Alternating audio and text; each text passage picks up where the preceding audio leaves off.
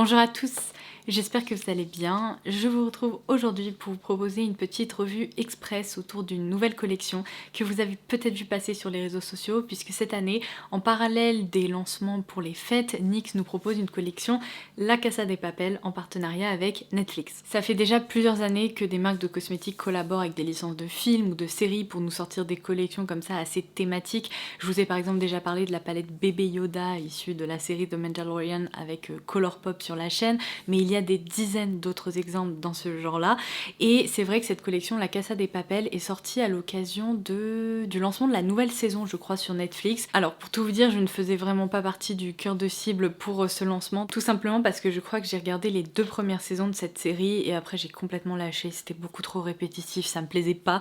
Donc disons que je connais sans trop connaître aujourd'hui parce que ça fait longtemps que j'ai pas visionné la série. Je pense que c'est définitivement une collection qui a été pensée pour les fans de la série. Évidemment, si vous l'appréciez, peut-être que ces produits vous tenteront. Mais il y a quand même quelques produits en édition limitée qui méritent le détour et d'autres pas du tout. Donc c'est ce dont je vais vous parler aujourd'hui.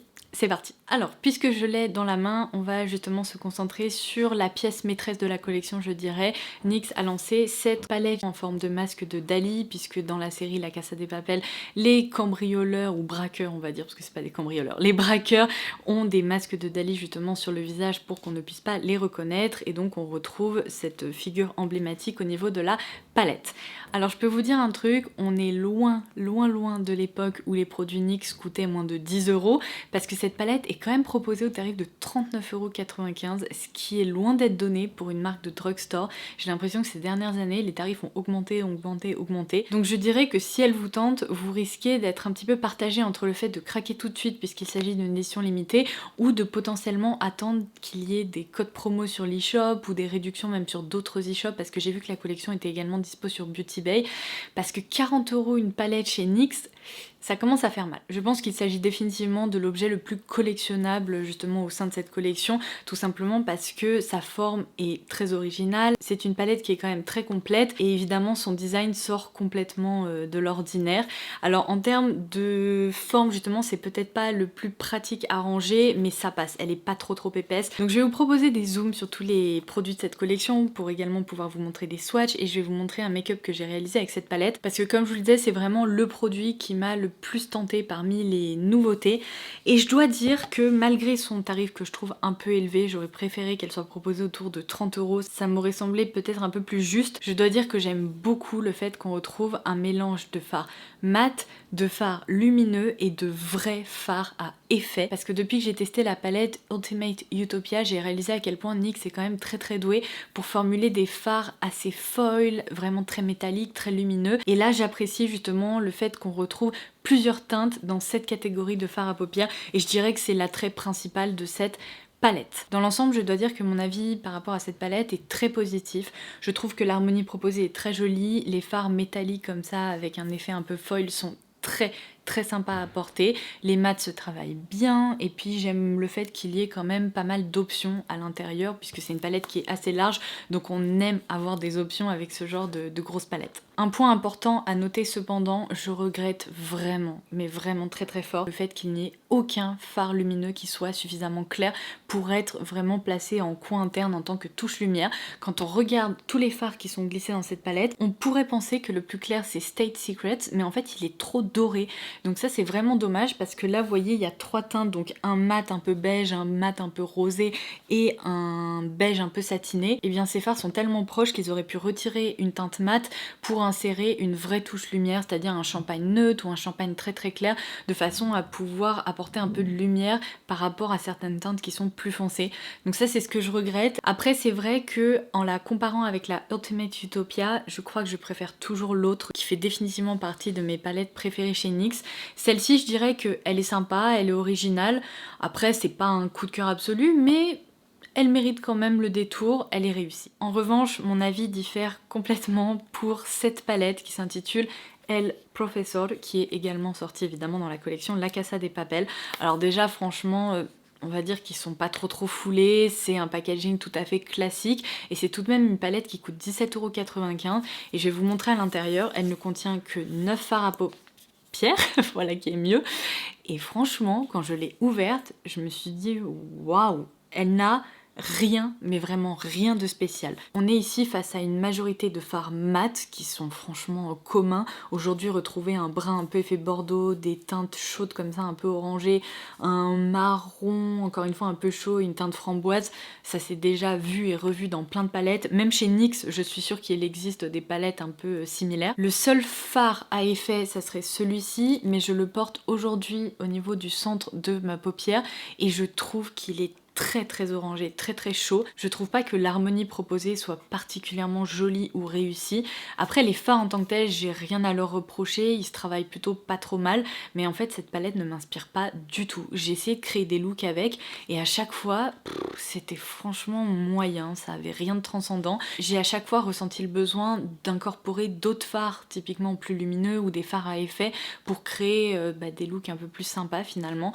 Donc je dirais que la seule utilisation vraiment que je lui trouve, ça serait, comme j'ai pu le faire aujourd'hui, d'utiliser les fards mat en tant que trade liner, parce que c'est vrai que la pigmentation est vraiment au rendez-vous, ils font pas trop de chute, donc pour tracer des trade liners c'est pas mal, mais une palette à quasiment 20 € juste pour ça, c'est pas trop recommandé on va dire. Donc je vais vous insérer des swatchs à l'écran, à vous de voir, peut-être qu'elle vous plaira vraiment. Moi j'avoue qu'aujourd'hui c'est pas du tout le genre de palette que je recherche. Donc voilà pourquoi je vous dirais que elle m'a pas transcendée et au-delà de ça, je pense que sincèrement dans 5 jours je l'aurais déjà oublié quoi. Alors un autre produit que je vais pouvoir oublier assez rapidement et que je vous recommande pas vraiment non plus, c'est l'highlighter dans la teinte Gold Brick. Alors moi j'ai reçu cette harmonie qui est carrément dorée, je vais vous montrer mais c'est assez original. Ça ressemble vraiment à un lingot d'or et à l'intérieur, alors déjà à chaque fois j'ai du mal à l'ouvrir, voilà, mais à l'intérieur on dirait également qu'un lingot d'or s'est glissé là-dedans, donc c'est très original, c'est franchement rigolo et sympa, j'aime beaucoup comment ils ont conçu ça. Par contre je dois dire que ça pour moi ce n'est pas un highlighter, enfin c'est un highlighter pour personne, parce que même sur peau noire, les highlighters plus colorés ça peut être très joli, mais là ça va faire tellement artificiel parce qu'en fait il y a plein de micro paillettes qui se sont glissées dans cet highlighter que à part franchement pour des make-up un peu édito, j'ai du mal à comprendre qu'est-ce qu'on peut faire de ce truc là. La seule utilisation que je lui trouve, c'est clairement de le détourner en tant que fard à paupières. C'est vrai que lorsqu'on le swatch et lorsqu'on regarde un peu tous les reflets, les effets pailletés qu'il y a à l'intérieur, eh bien en tant que fard à paupières il est très intéressant, mais en tant qu'highlighter, faites très attention parce que vous pourriez vous transformer en boule disco complètement dorée. Donc juste avant de le tester, j'étais sur le point de commander l'autre teinte qui est proposée dans la collection, c'est une teinte plus rose. Et puis finalement, quand j'ai vu la texture et le rendu en fait de l'highlighter, je me suis dit malheureusement, c'est même pas une histoire que ce soit trop doré, c'est surtout une histoire que la texture et le rendu de l'highlighter, ça correspond pas à ce que je recherche en fait. Donc en considérant tous ces éléments, je me suis retenue, j'ai pas commandé la déclinaison un peu rose. N'hésitez pas à me dire en commentaire ci-dessous si vous l'avez testé et qu'est-ce que vous en pensez. Est-ce que vous retrouvez un peu les mêmes caractéristiques? Parce que le cas échéant, si vraiment cette teinte est très réussie, peut-être que j'attendrai qu'elle soit un petit peu soldée, parce que d'ailleurs je vous ai pas donné le prix de ce produit. C'est un highlighter qui est proposé au tarif de 19,95 € et encore une fois, pour un produit NYX, ça me fait halluciner, c'est hyper cher. Jusqu'à présent, pour moi, un highlighter NYX, ça tourne autour d'une dizaine d'euros, pas plus. Là, on s'approche des 20 €, ça commence à faire mal, donc ça, je dirais...